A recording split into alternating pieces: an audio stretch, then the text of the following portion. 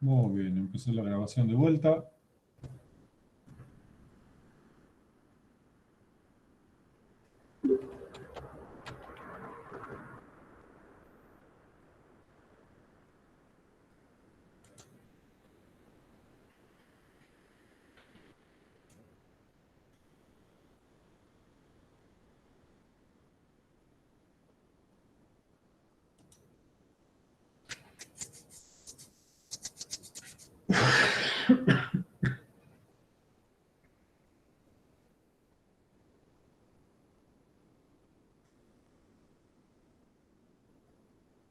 Muy bien, ¿están viendo y escuchando bien? Sí, profe. Sí, sí. Sí, sí. Bueno, vamos a retomar con el tema así ya podemos seguir avanzando. Vamos a analizar nuevamente en nuestro proceso de la combustión qué pasa si tenemos un ambiente donde el aire, en vez de tener 21% de oxígeno, tiene más del 21% de oxígeno, lo que se denomina un ambiente sobreoxigenado. Esto es lo más común encontrarse este tipo de ambiente, además de muchos ambientes industriales, es en el área de salud, con el uso de oxígeno. Por pérdidas del regulador, pérdidas de la manguera o sistema de conducción, pérdida de las conexiones, un paciente que se puede retirar la mascarilla de respiración, etcétera, o cualquier circunstancia parecida. Por lo tanto, el oxígeno se concentra en el ambiente y pasamos a tener mayor nivel de oxígeno en el ambiente. Por ejemplo, tenemos 30% de oxígeno en el ambiente. Recordemos que el máximo para ambientes laborales es 23,5% de oxígeno y el mínimo, que para nuestro caso no es importante, es 19%. No es importante desde el punto de vista del proceso de la combustión. En principio, una combustión que tiene más oxígeno que el normal, que el 21%, es una combustión que se produce a mayor velocidad de oxidación, con mayor potencia, genera mayor calor por unidad de tiempo, se produce mucho más rápido, porque obviamente tengo en la relación, la reacción química combustible-comburente, en vez de tener un aire con 21% de oxígeno, que sería lo normal de comburente que tenemos en el aire, tenemos, por ejemplo, 30%. Por lo tanto, desde ese punto, tenemos una combustión que va a tener mucho más de calor por unidad de tiempo, mayor potencia, por lo general. Mayor temperatura de llama también. Ahora bien, ¿qué pasa si en un ambiente tenemos exceso de oxígeno por alguna cuestión y estamos en una zona de combustión con exceso de aire? Si estamos de este lado, en una combustión incompleta, no pasa nada porque, como último, no nos está sobrando oxígeno en el ambiente, que es nuestro análisis, y tendremos una combustión de mayor nivel de temperatura, mayor nivel de velocidad de oxidación. Pero si estamos teniendo un exceso de aire en nuestro proceso de combustión y está sobrando oxígeno, lo que va a suceder es que el límite inferior de inflamabilidad se va a reducir. Por lo tanto, la cantidad de gases combustibles presente en el ambiente para que se alcance el punto de rango de inflamabilidad es menor. También la temperatura de ignición se reduce y también la potencia necesaria de la fuente de ignición para encender esa mezcla también se reduce. Como consecuencia, tenemos ambientes que aumentan su combustibilidad. O sea, lo que antes normalmente no encendía, ahora con menor nivel de temperatura y menor potencia va a encender. El ambiente se vuelve más peligroso desde el punto de vista de la combustibilidad. Esto no hace del combustible, del oxígeno, un material combustible, sino un material oxidante, un material comburente. ¿Comprendido esto? Sí. Bien, vamos a pasar a nuestra figurita, a nuestra primera figura, que es el triángulo de fuego.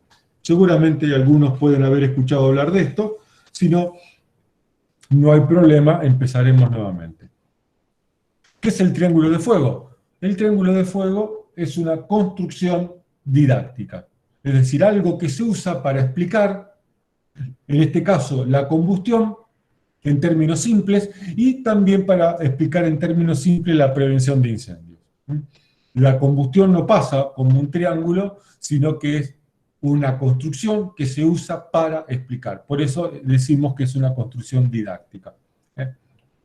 El triángulo es un triángulo, así de sencillo, no hay mucha vuelta que darle, y el triángulo, la teoría del triángulo de fuego establece que se necesitan 3 elementos para que se produzca una combustión. El combustible por un lado, el comburente o el aire, o el oxígeno que tiene el aire, que en realidad es el comburente, y el calor. Y cuando vimos el proceso de la combustión, vimos que necesito un combustible, que necesito aire y necesito calor, tanto sea como fuente de calor externa como fuente de ignición. ¿Hasta acá se entendió esta pequeña explicación sencilla? Sí, sí. Muy bien. ¿Qué nos dice? ¿Cómo podemos aplicar esto a la prevención?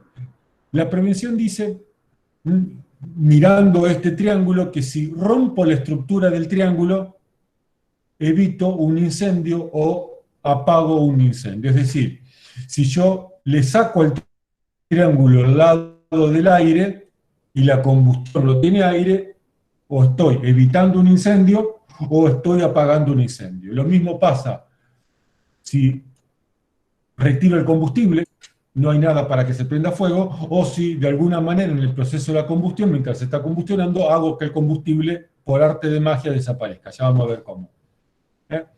Y si no, si controlo el calor presente en el proceso de la combustión, no hay combustión o puedo apagar la combustión. Esto es un poquito el uso que tiene el triángulo de fuego. Y también me sirve para explicar básicamente la importancia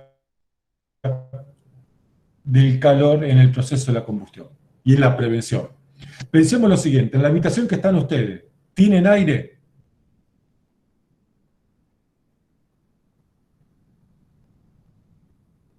Sí. Sí, pues están vivos, están respirando. Para evitar un incendio en su habitación, ¿pueden sacar el aire?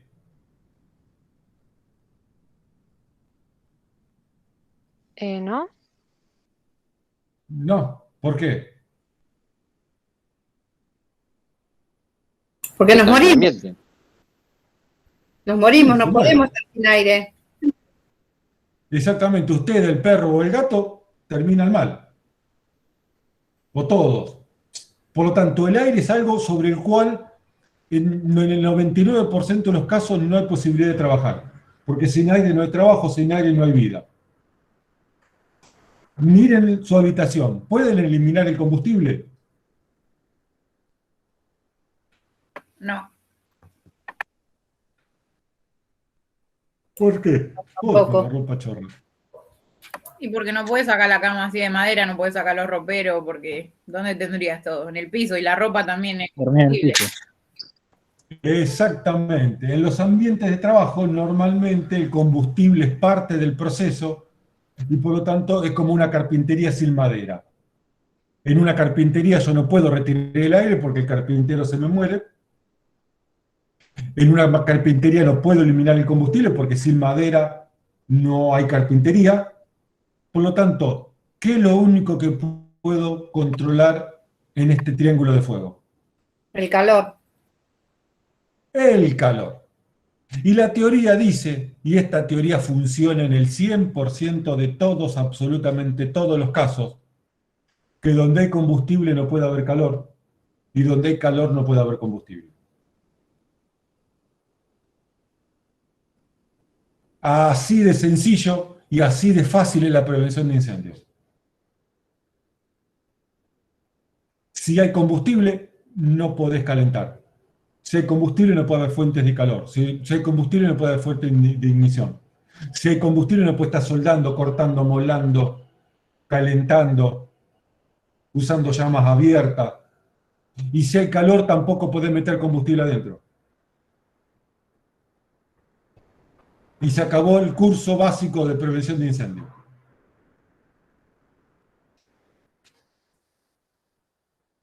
Y sí, ¿O necesitan ustedes alguna otra explicación para entender cómo hacer prevención? Sí, un poquito, ahondar un poquito más en algunos detalles, sí. Pero hasta ahora se entendió. A ver, en la habitación, ¿podés usar una estufa de estas ¿cómo se llama? Uy, se me escapó. Estas de que emiten calor, ¿cómo se llama? Warzone. De velita eléctrica. ¿De Eléctrica. cuarzo?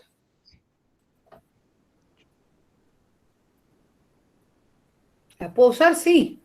Sí. No, sí, pues, sin poder puede hacer cualquier cosa. Sí. Pero ¿es seguro usarla?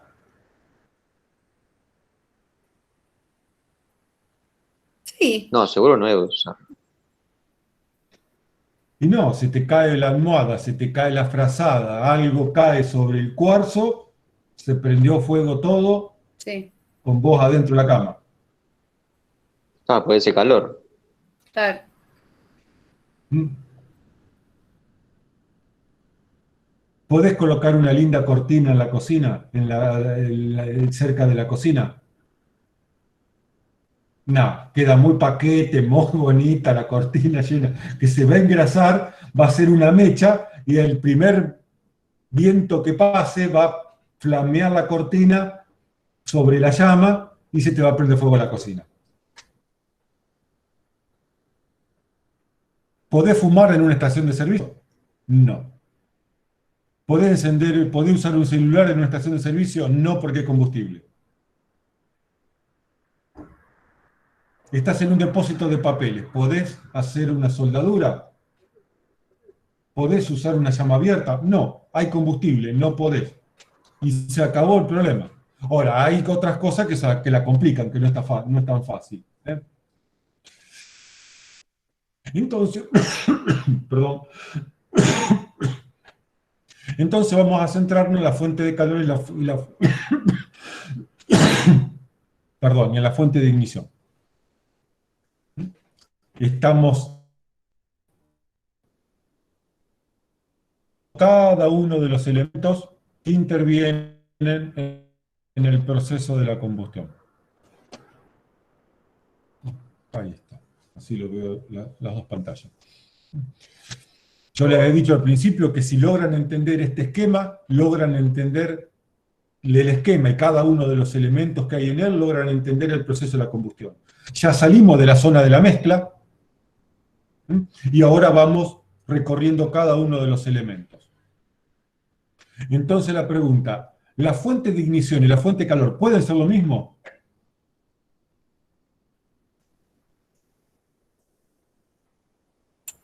Sí. Sí, totalmente. Son dos fuentes de energía. ¿No? Son dos fuentes de energía que pueden ser exactamente la misma, pero que la diferencia entre ambas es que aparecen en distintos momentos del proceso de la combustión y ambas cumplen funciones distintas.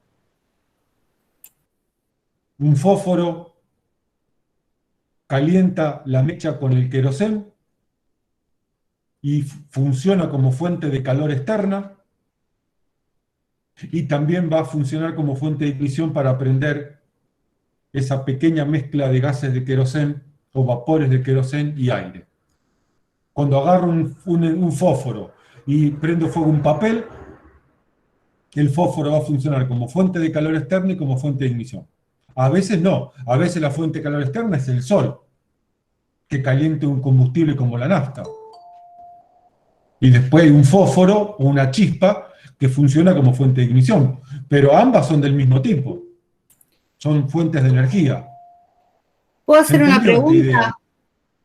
Sí, dale. Si la madera estamos en verano y esa madera está caliente, tomó temperatura, ahí la fuente fuente externa de calor es propio del calor ambiental. Y después si yo la prendo Sí. fuego sería la fuente de ignición, ¿no es cierto? Claro, sí. El sol no va a pirolizar una madera. Por eso, ahí sí. Tengo la madera caliente por la temperatura ambiente. Sí, pero ¿cada cuánto se calentó? 50 grados centígrados, 60. 60. Nada más que eso, y por un ratito. Sí, sí, sí, sí. Lo que pasa, esa fuente de calor a la madera no la afecta, no la va, Para no va a lograr nada. que pirolice. Pero Claro. vos tenés un tanque de gasoil, perdón, de nafta, y lo dejaste un día al sol y desapareció la nafta. Yo lo podría hacer diferente Mira. con un pedazo de grasa, con un trapo de grasa. Sí. Con Sí. el calor fuerte ya incrementaría más temperatura y si le pongo una fuente de ignición ahí No prendería sé si más la rápido. grasa se va a encender tan fácil, pero sí la va a derretir. Claro, Y posiblemente con un poquito más de calor, le acercas un fósforo y a lo mejor sí pueda llegar a encender un poco. Le va a gracias. costar un poco, porque tampoco. Sí. Pero bueno, la fuente de calor está en relación con el tipo de combustible. Hay combustibles que necesitan menos calor para poder evaporar. Y hay otros como la madera que necesitan más calor. Entonces necesitas calentarlos con algo para que logren pirolizar y estar en condiciones de empezar un proceso de la combustión. Tipos de fuego. La fuente de calor necesita energía suficiente para lograr que el líquido evapore, como la nafta o el queroseno, o que un sólido como la madera logre pirolizar.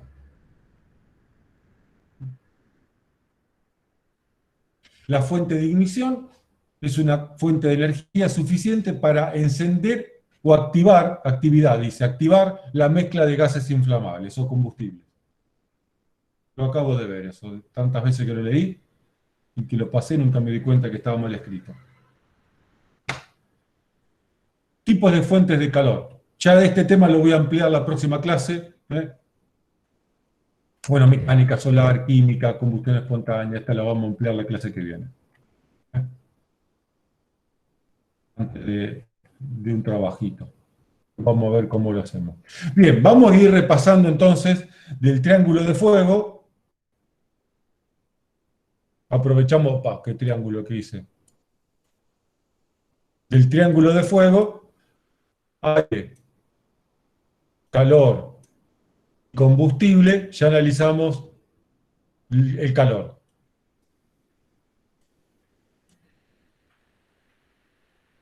Vamos a pasar a analizar el comburente o también agente oxidante.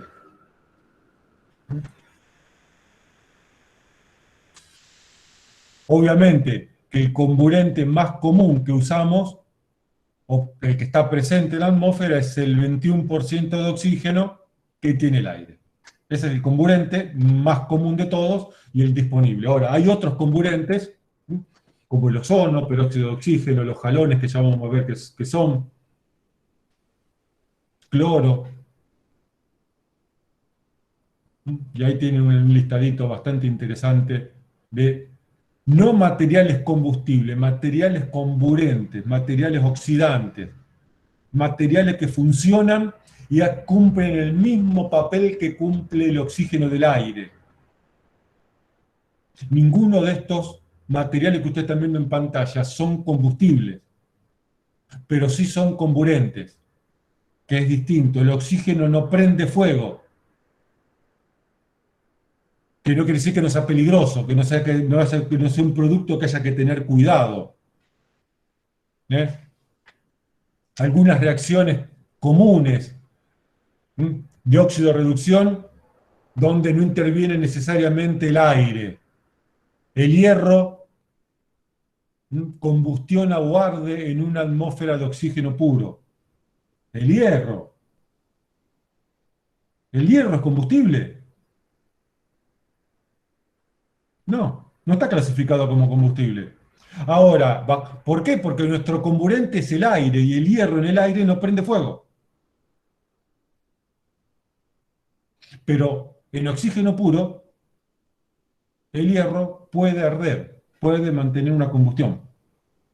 Y se lo usa como como un oxicorte se lo usa, para cortar. Y levanta mucha temperatura. Corta hormigón como si fuese queso.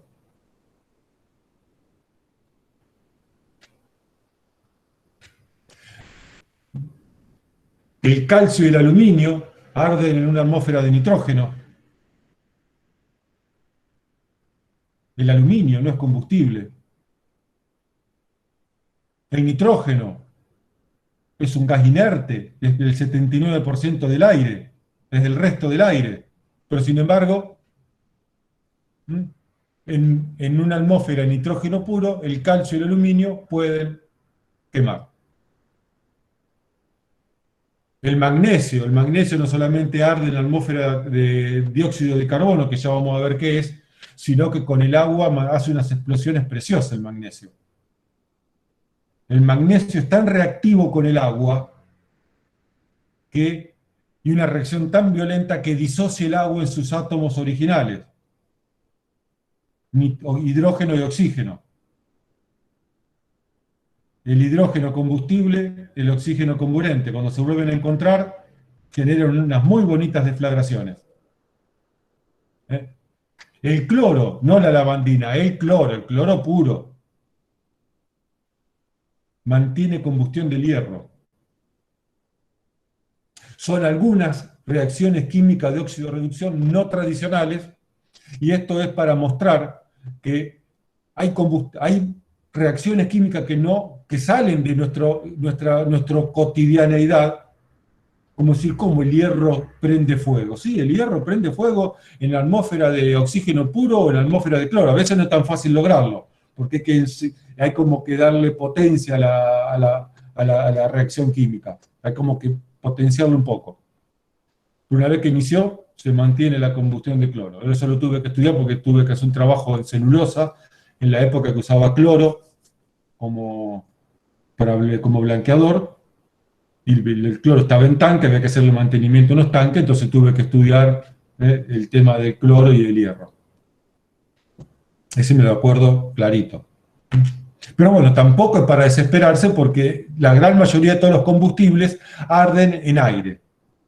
Aunque cada industria requiere un análisis muy particular de los productos químicos que hay para saber cuáles son las limitaciones de cada producto químico. Cómo manejarlo, con qué mezclarlo y con qué no mezclarlo, con qué no juntar determinados productos químicos. Muy bien. ¿Se entendió hasta acá? Vamos a ver el tetraedro de fuego. Más o menos por 1960, cambiamos de figurita. Pasamos del triángulo de fuego al tetraedro de fuego, que es la figurita que está abajo. El tetraedro es una figura geométrica espacial de 4 caras, donde las 4 caras se tocan entre sí, y sería una pirámide de base triangular. Esto es una pirámide. Si ahora lo miran mejor, es una pirámide. Cara azul, cara verde, cara roja, y la cara blanca de abajo que no se ve porque está tapada por las otras 3. A ver, dijimos, los agentes extintores que vamos a ver, y ya cuando terminemos con fuego empezaremos con agua, empezaremos a analizar cada agente extintor, trabajan controlando una o varias de estas caras. Hay agentes extintores como el dióxido de carbono que retira, agentes extintores como el agente K que trabaja sobre el combustible. Hay agentes extintores como el agua que retira el calor. Entonces, cada agente extintor tiene una particularidad, y esto no se preocupen que lo vamos a estudiar con mucho más detalle que ahora, que es trabajar sobre distintos lados de este triángulo de fuego. Pero resulta que hay 2 agentes extintores. Uno es el polvo químico seco, y otros son los halones,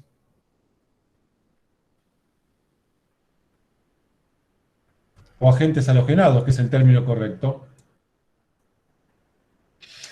donde ninguno de estos 2 agentes químicos trabaja sobre el lado aire, trabaja retirando el combustible, o trabaja absorbiendo calor del proceso de la combustión.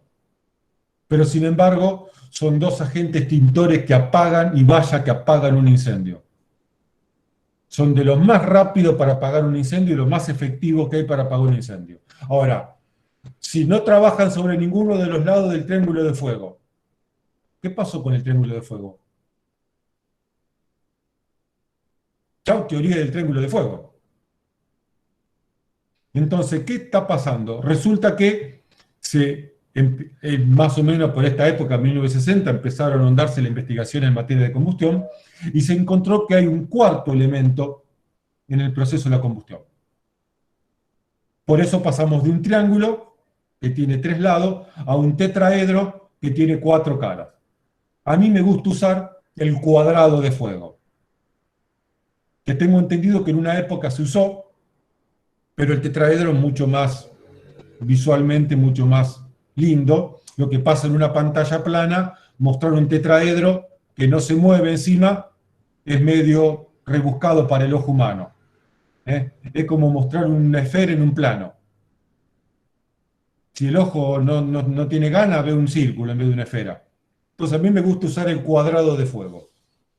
Total, estructuralmente cumple las mismas funciones que el triángulo. Si el cuadrado de fuego estructuralmente se rompe porque uno de los lados no está, no hay proceso de la combustión. Y el cuarto elemento que aparece en el proceso de la combustión se denomina reacción en cadena. ¿Se entendió este cambio de figurita? Sí. Sí, perfecto. Muy bien. En realidad a mí mucho no me gusta explicar el triángulo y el tetraedro de fuego, pero si no lo explico van a decir qué aprendieron en el incendio. Pero bueno, además lo uso, como lo logré meter en la explicación, lo uso. Pero sin embargo soy bastante ajeno a usar estos elementos didácticos en la explicación. Vamos entonces a explicar la reacción en cadena. Yo le llamo reacción química en cadena para que se entienda que es una reacción química que se da. Esto es una reacción química de combustión.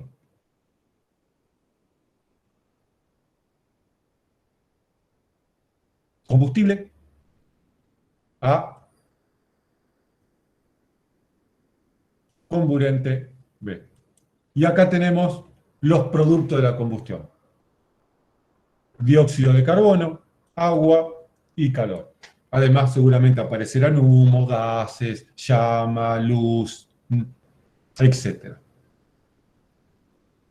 Esto es como una película.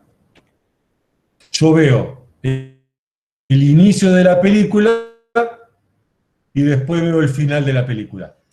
Tengo los reactivos se queman, me quedé dormido y cuando me desperté estoy viendo el final de la película. Esto es lo que nos presenta esta ecuación química. Ahora, sin embargo, si yo pudiera ver la película de la reacción de combustión, vamos a ver que la combustión es una reacción química de óxido-reducción que pasa por estados químicos intermedios. Entre que los reactivos se juntan y que los reactivos terminan de reaccionar, el combustible y el comburente pasan por estados químicos intermedios. ¿Se entiende esta idea hasta acá? Uno de estos estados químicos intermedios, los especialistas e investigadores en el tema de combustión, consideran que uno de estos estados químicos intermedios, que se denomina reacción en cadena, yo le agrego el término química para que se entienda que es una reacción química, y no una reacción física de fichita de dominó que se caen una tras otra. Uno de estos estados químicos intermedios es la reacción química en cadena, que los especialistas consideran que es la principal y más importante reacción química que se da en el proceso de la combustión. Toda esta explicación hasta acá es para meter a la reacción química en cadena en el proceso de la combustión. ¿Se entendió hasta acá?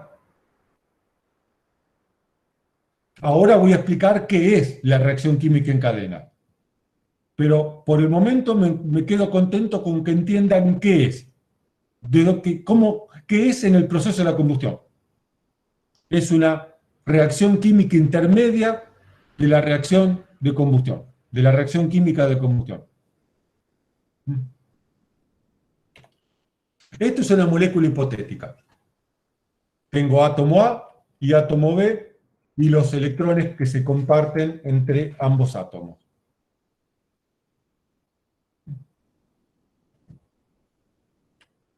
a esta molécula le aporto una fuente de calor. Le empiezo a calentar con la fuente de calor externa.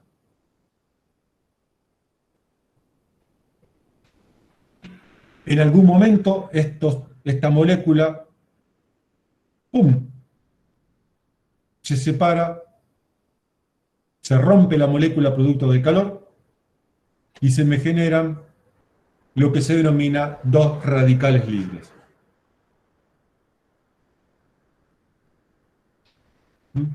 Estos radicales libres aparecen porque esta molécula la calentamos con una fuente de calor.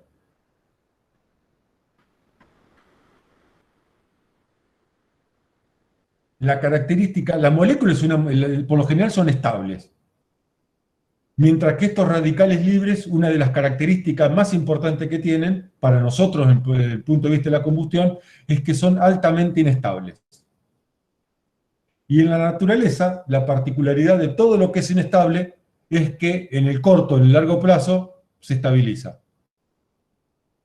Le llevará un par de segundos, un par de años, miles de años, pero a la larga o a la corta, en la naturaleza tiende a equilibrarse. Estos radicales libres van a buscar aparearse. ¿Qué significa aparearse? Más allá de la connotación sexual, evolutiva y de pareja, significa buscar pareja, buscar el par. Aparearse es buscar el par. En química y en la vida cotidiana, aparearse es buscar el otro par, el que te falta. Y por lo tanto, como son radicales inestables, van a tener que aparearse, porque necesitan estabilizarse. Y la manera de estabilizarse es apareándose, buscando el par. ¿Cómo lo hacen? Yo lo cuento esto, si un día una profesora de química me escucha explicar esto, me sacan el título. Pero bueno, yo no soy químico, yo soy mecánico y para mí una molécula son dos engranajes con grasa al medio. Ese es mi concepto de molécula. Así que bueno, paciencia con mis explicaciones químicas. ¿Cómo se estabilizan estos radicales libres? Supongamos que el radical libre A se encuentra dando vuelta, otro radical libre A, ambos se aparean, se ponen en pareja y son felices y comen perdices. Y no joden más por un tiempo. Pero aquí viene la parte triste de la historia. Viene el radical libre llamado, al que llamo pata de lana. Este pata de lana es medio complicadito, porque si se encuentra una molécula estable, el tipo es tan pícaro, tan inestable, ¿qué va a hacer el pobre? Se va a parear él y va a desestabilizar a la molécula.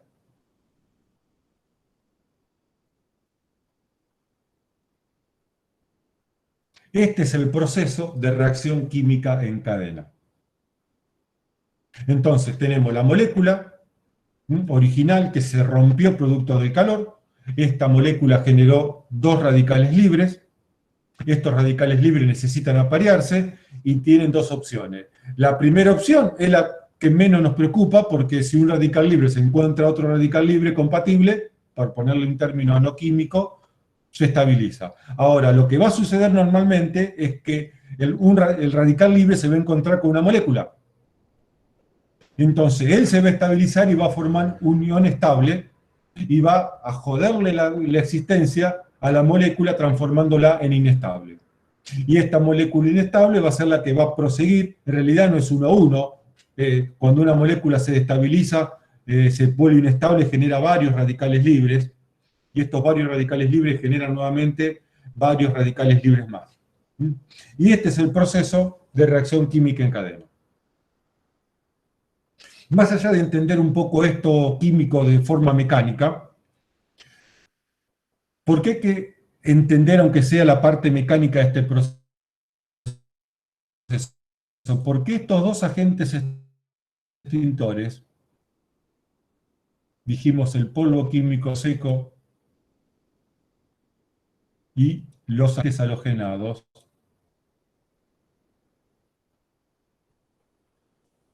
tienen un mecanismo de extinción que los caracteriza, que son capturar radicales libres. Estos dos agentes extintores se caracterizan por capturar radicales libres. Y si yo logro capturar suficientes radicales libres, estoy cortando la reacción química en cadena y con eso interrumpiendo el proceso químico de la combustión.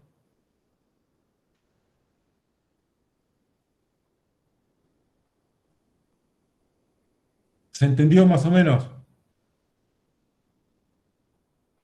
Sí, profe. Igualmente habría que, para dedicarle una clase más o dos. Sí, no, estos temas, esto lo voy a volver a explicar la clase que viene, no se preocupen. Hay cosas que necesitan un pequeño repasito. Igualmente, cuando volvamos sobre estos agentes extintores, posiblemente esto lo volvamos a reexplicar porque se necesita. Igualmente no quita que tengan que ir leyendo y estudiando. No, sí, seguro. Acá tienen ya una reacción química en cadena en serio, como una reacción química verdadera.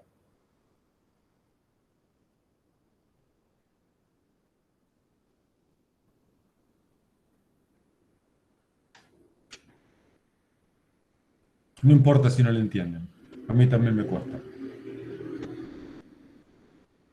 ¿Comprendido hasta acá? Muy bien. Tipos de fuego.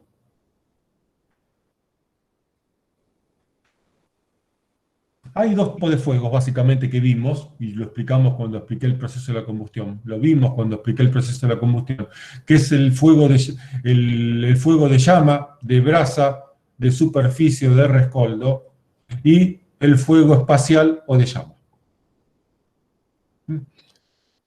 Entonces, tenemos básicamente los tipos de fuegos, estos dos. De espacial o de llama, o de superficie o sin llama. De esto ya expliqué lo que era. Esto también expliqué lo que era, pero resulta que en las combustiones espaciales de llama nos encontramos con tres tipos de fuego. Las llamas premezcladas. La llama premezclada aparece, los que alguna vez fueron a un laboratorio de química, en el mechero Bunsen. Prestemos atención. Por acá entra el gas. Por acá entra el aire. A partir de esta línea, está circulando mezcla combustible. Por lo tanto, la mezcla combustible que está acá no toma aire del exterior. El aire lo toma de otro lado, porque ya viene mezclado con los vapores o gases combustibles. Las mezclas premezcladas, ¿entendió esto?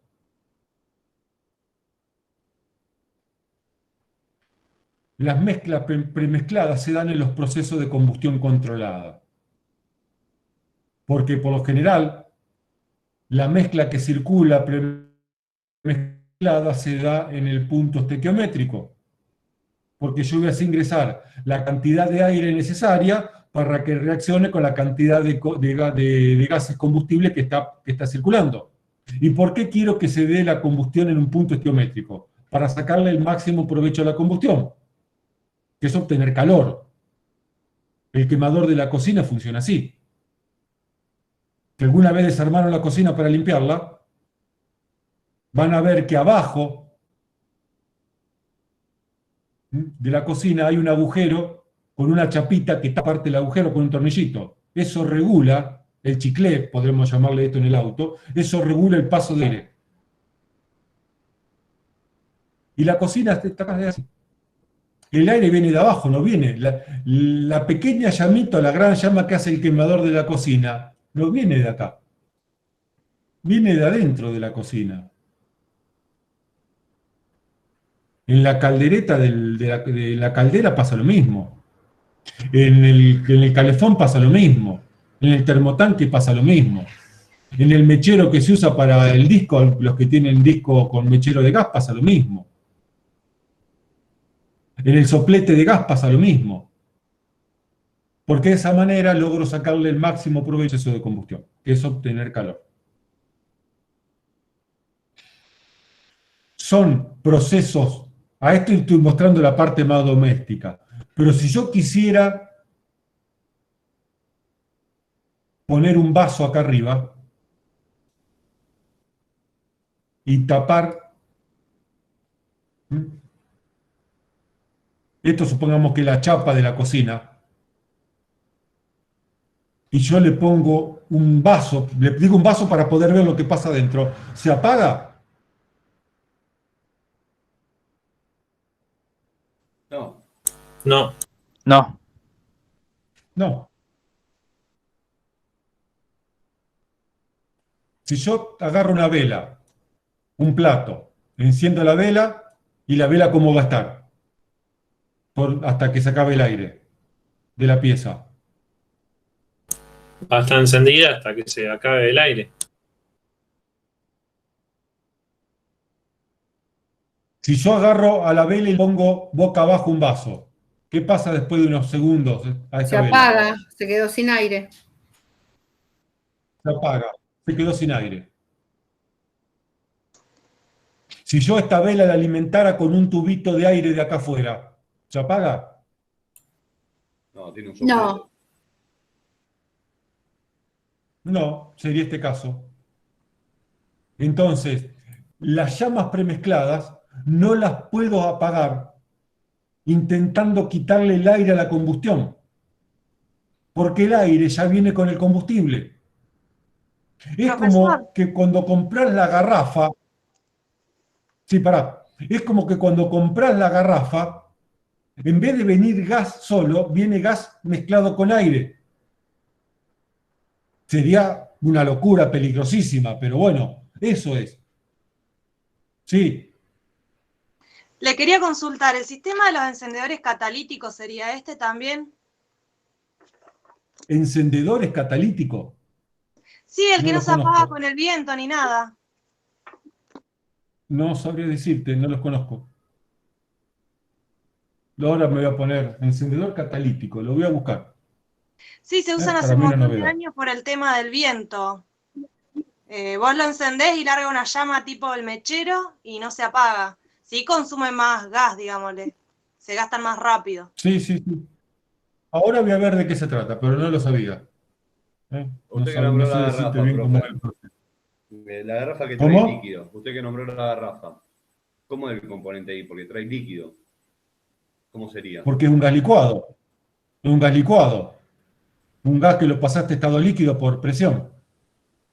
Bien. Bueno, te olvides que una sustancia existe en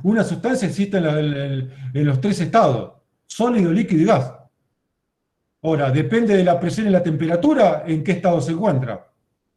El agua existe en vapor a más de 100 grados centígrados, pero a presión ambiente. Existe líquido entre 0 y 99 grados a presión ambiente. A presión ambiente a 0 grados el agua se congela. Si vos le aumentás la presión al agua, la mantenés líquida más allá de los 100 grados centígrados. La olla a presión.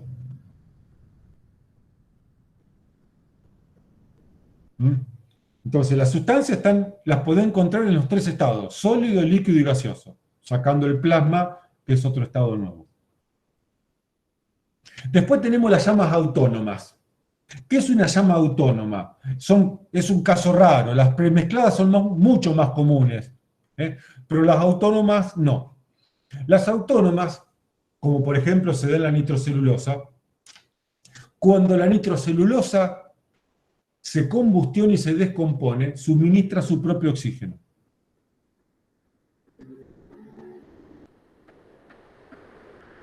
Es decir, cuando la nitrocelulosa se empieza a combustionar, producto de la combustión, genera oxígeno.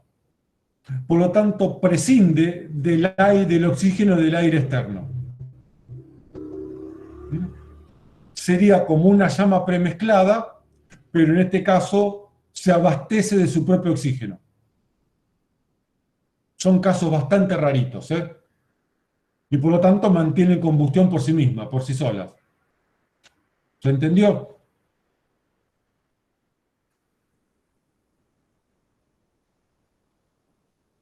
Y después tenemos, por último, la que ya hemos visto varias veces, que es la que empezamos a explicar, que es las llamas de difusión. En la llama de difusión, el aire ingresa por diferencia de presión. La presión acá afuera es mayor que la presión dentro de la zona de la mezcla, porque la temperatura acá es alta. Y todas las llamas de difusión se produzcan en ambientes cerrados o en ambientes abiertos, se dan en la zona de combustión incompleta. ¿Por qué? Porque el aire está ingresando solo. Entonces, en la zona externa de la mezcla, aire que en la zona media, porque a la zona media le cuesta ingresar solo el aire. No hay un ventilador adentro de la mezcla que homogeneice la mezcla.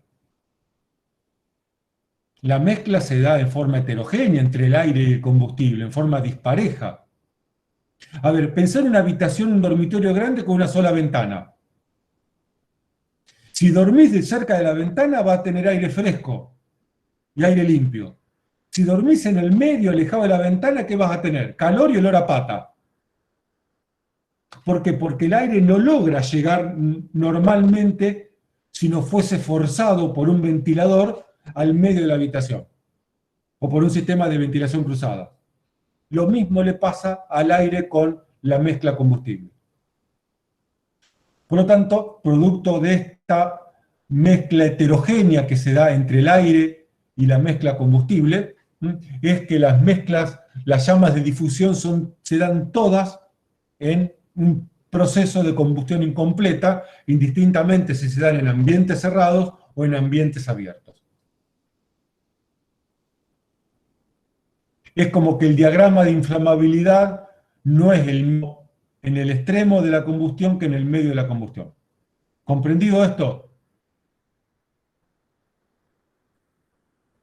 Sí, profe. Muy bien. Y hasta acá llegamos con la clase de hoy. Ya la clase que viene repasaremos algunos temas de la clase de hoy y ya la clase que viene terminamos con este tema. Y posiblemente venga algún trabajito práctico más además del cuestionario. ¿Dudas? No. Bueno.